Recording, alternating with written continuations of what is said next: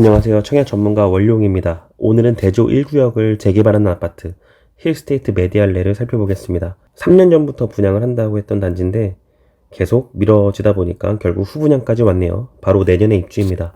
입주가 빠르면 좋은 분들이 있죠. 분양권 상태가 잔금, 즉 입주 등기 상태가 되면 그때부터 양도세 계산을 위한 보유기간이 리셋됩니다. 그리고 중도금대출과 기간에 따른 이자 후불 금액도 보다 적어지겠죠. 2400세대급이 들어오다 보니까 단지의 위용도 되게 커 보입니다. 분양 일정 참고하시고 당첨자 발표일이 5월 28일이에요. 그런데 바로 앞선 날에 고척 푸르지오 힐스테이트의 당첨자 발표도 겹쳤습니다. 겹치진 않았죠.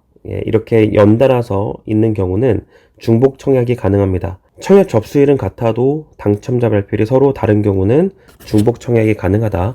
만약에 두 단지 당첨이 다 되면 앞선 당첨만 인정이 된다는 부분입니다. 꼭 알고 청약을 하셔야 되겠습니다. 이 입지도 하나로 사실 끝나죠. 설명이 끝납니다. 왜냐하면 기존의 3호선하고 6호선 이용 가능한 범위에 연신내역 GTX-A가 지나고 있죠. 도보 역세권이란 얘기입니다. 기존의 은평구를 대표하는 아파트들은 녹번역 인근에 있는 레미안이나 힐스테이트, 이편한 세상 이런 데가 주도를 했는데 물론 지금도 굉장히 좋지만 앞으로의 가격대는 3년 후엔 힐스테이트 메디알레가 가장 높은 가격을 형성할 겁니다. 그리고 이 일대의 불광 5구역, 지금 안 보이지만 이 위치에 가련 1구역도 4000세대급 대기를 하고 있어요. 분양가를 살펴봅니다. 분양가가 무려 평당 4,500만원 전후가 됩니다. 은평구에서 가장 비싼 분양가는 맞고 사실 최근에 분양했던 강북구, 성북구, 노원구 이런 쪽에서 분양가를 엄청나게 끌어올렸죠. 노원구가 뭐가 있죠? 서울 원 아이파크.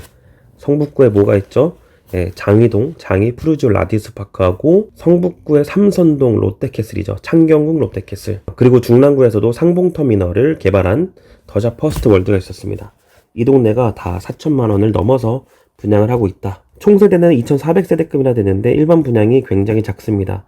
조합원들이 많아서 그런데 그래서 84 타입을 조합원들이 다 선택을 했고 51, 59, 74 타입밖에 없습니다. 분양가는 59 타입 기준 11억대, 74 타입 13억대. 이따 동호수 배치들을 보면 아시겠지만 51 타입을 제외하고서는 전부 다 중층 이하, 저층 위주로만 남아있어요. 입주 예정이 2026년 10월이잖아요. 앞으로 1년 5개월 이후라서 중도금 일정도 빡빡합니다. 총 3회에 걸쳐서 20%씩 납부를 하게 됩니다. 거주 의무 없고 전매 제한은 1년이다. 확인. 힐스테이트 메디알레 당첨되면 얼마나 버냐? 결론입니다. 연신내역 트리플 역세권이 있고요. 해당 부지가 이렇게 있고 북한산 힐스테이트가 맞은편에 있습니다. 2011년도 입주인 북한산 힐스테이트 7차 평균가가 9억이에요. 힐스테이트 메디알레 5구 분양가를 발코니 등 다 더하면 11억 5천 정도 됩니다. 여기에 등장하는 유명한 이론이 있죠. 원룡이론. 3년의 입주 연도 차이마다 5%의 가격 차이를 보인다. 그러면 2011년도와 2026년 총 몇 년 차이죠? 네, 15년 차이. 그러면 25%의 차이를 보이겠죠. 그래서 힐스테이트 메디알레의 적정 가격은 어떻게 구하냐? 9억 나누기 25%를 차감한 금액 75%를 나누게 되면 12억이 나옵니다. 즉 힐스테이트 메디알레의 지금 분양가는 11억 5천인데 적정가는 12억이다. 5천만원 밖에 남지 않네. 이때 청약 선택을 해야 되는 가장 아픈 현실. 이게 서울 청약자들이 가장 고충을 겪고 있는 딜레마 중에 하나는 얘기입니다. 청약 마진이 엄청나게 남는 경우는 공공택지, 신도시 또는 강남 청약 아니면 이렇게 시세의 목끝까지 분양한 아파트를 분양받아야 되는 입장이죠. 그래도 괜찮은 것은 은평군의 입지가 굉장히 좋고 초역세권으로 서울 주요 지역을 짧은 시간 내에 도달할 수 있는 그런 장점이 있다라는 겁니다. 그렇다면 은평구의 현재 시세는 지금 어느 위치에 있는지 다른 인근에 있는 서대문구 아파트들과 비교하면서 점검하도록 할게요. 아실 여러 아파트 비교 그래프를 갖고 왔습니다. 연식이 비슷한 북한산 현대 힐스테이트하고 DMC 레미안 이편한 세상 같은 24평형을 갖고 왔고요. 어느 시점까지는 대부분 같은 패턴을 보이고 있다가 최근에 벌어졌습니다. 그러면 서대문 쪽이 조금 더 많이 빨리 움직였다. 이번에 힐스테이트 메디알레가 분양하면서 이 지역에 대한 관심을 새롭게 불러일으키고 주변 거래에 속도를 붙이게 되면 이 폭이 어느 정도는 줄어들게 되겠죠. 다음 기름 뉴타운 8단지 레미안하고도 비교합니다.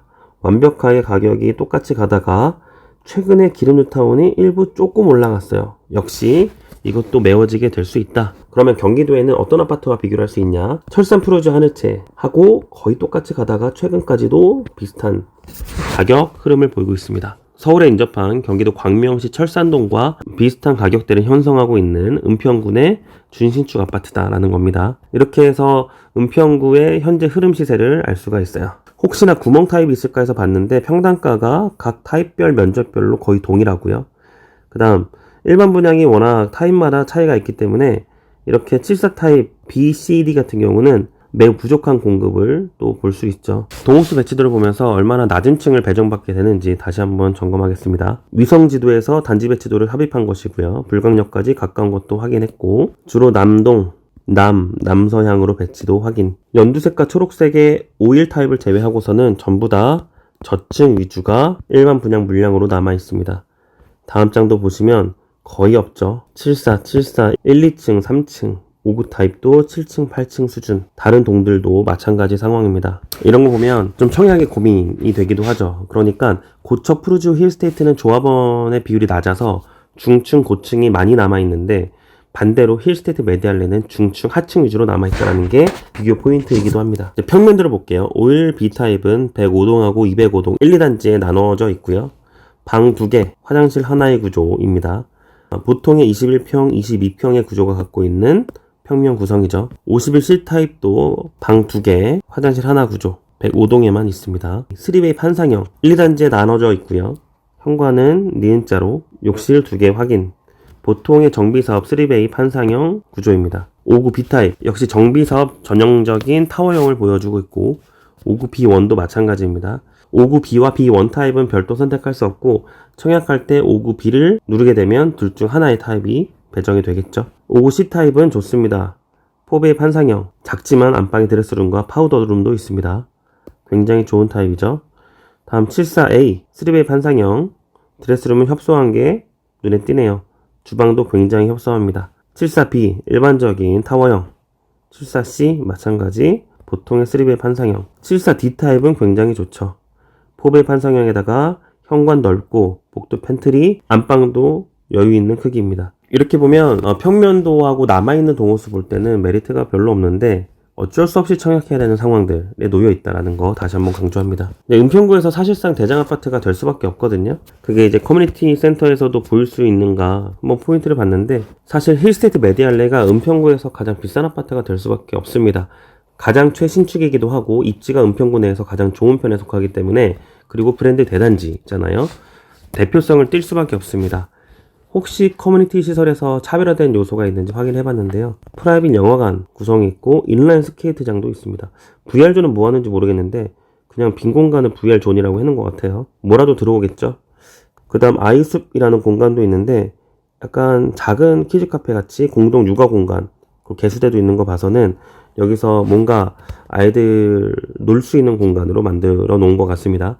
그 다음 스카이 라운지까지 있습니다. 이렇게 해서 힐스테이트 메디알레를 다 봤는데 일단 청약이 한 10,000명 정도 들어오게 되면요 경쟁률이 50대일이 안 됩니다. 평균 경쟁률이에요. 그런데 59 C 타입이나 74D 되게 적게 분양하고 평면이 좋은 타입 같은 경우는 100대일이 넘어가고 이 경우는 68, 69 이상의 가점을 보유한 분들이 당첨이 될 수밖에 없는 구조긴 합니다. 불과 3, 4년 전까지만 해도 69점이면 강남은 그냥 당첨인데 완전 가점 인플레이션과 극심한 경쟁 상황이 되어버린 이 현실. 그리고 만약에 생각보다 마음에 안 든다라고 하면 사실 대안도 꽤 많아요. 영상 처음에 입지도를 다시 한번 보게 되면 조금 더 확대하겠습니다. 녹번역 부근에 있는 힐스테이트 2개 단지, 레미안 1개 단지하고 이편한 세상 그리고 백년산을 주변으로 쭉 둘러져 있는 신축 아파트들도 있습니다. 이 중에서 중층, 고층 옵션 잘 돼 있는 거, 동호수 괜찮은 거 이런 것들도 같이 살펴봐도 좋을 것 같아요. 장인뉴타운을 분양했을 때 있잖아요. 고분양가 논란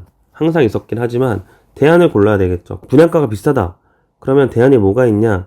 장위 꿈의 수바이파크, 포레카운티, 퍼스타이 이런 단지들이 그때는 매수 대상이었다는 얘기인 거죠. 이렇게 어떤 지역에 분양이 나왔을 때 그 주변을 둘러싼 신축과 준신축, 구축들의 가격 변화는 분명히 일어납니다.